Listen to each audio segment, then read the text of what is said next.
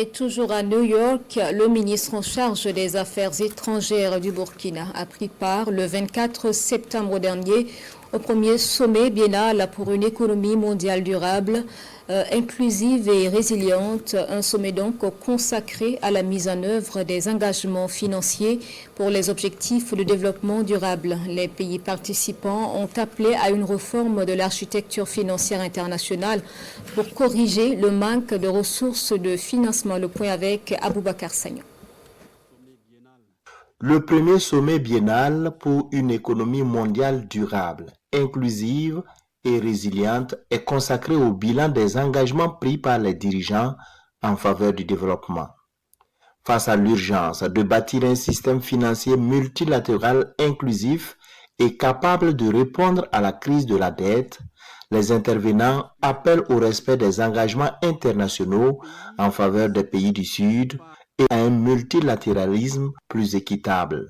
Le Burkina Faso, représenté par le ministre en charge des Affaires étrangères, présente sa situation économique et appelle à une réforme profonde des mécanismes de financement du développement. La situation économique du Burkina Faso est illustrative de celle des pays de la Confédération des États du Sahel et de toutes les autres nations confrontées au terrorisme. Notre gouvernement mène la lutte à la fois sur le front du développement et de la sécurité. En effet, pour protéger son peuple et préserver son intégrité territoriale, notre pays a consenti une part substantielle de ses efforts à la défense et la sécurité. Cet impératif sécuritaire produit aujourd'hui des résultats tangibles, non seulement en termes de restauration de la paix, mais aussi de la reprise économique. Construire une économie mondiale durable, inclusive et résiliente exige que nous puissions opérer des choix audacieux et œuvrer pour une solidarité réelle.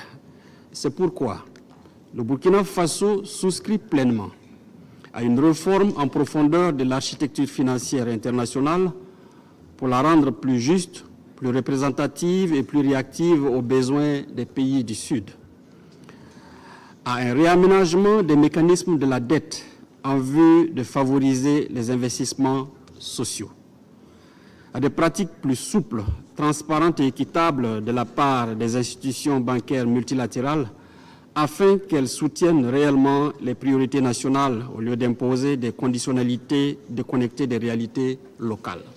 Ce sommet s'inscrit dans le prolongement du pacte pour l'avenir adopté par les États membres en septembre 2024.